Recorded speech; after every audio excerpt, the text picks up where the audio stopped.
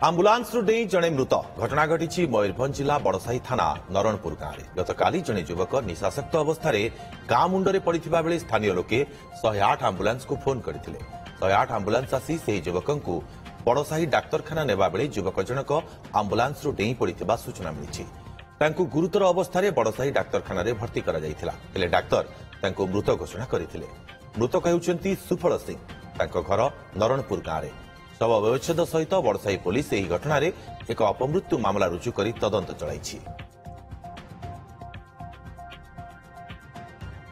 Ambulance डेई जड़े मृत घटना घटी मयूरभंज जिला बड़साही थाना नरणपुर गांव में गतकाली जड़े युवक निशासक्त अवस्था गां मुंडे पड़ा बेले स्थानीय लोके 108 आंबुलांस को फोन करते 108 आंबुलांस आसी से युवक को बड़साही डाक्तरखाना नेबा बेले युवक जनक आंबुलांस डेई पड़ा सूचना मिली। गुरुतर अवस्था बड़साही डाक्तरखाना भर्ती कर डाक्तर मृत घोषणा करते। मृतक होउछंती सुफल सिंह घर नरणपुर गांव में।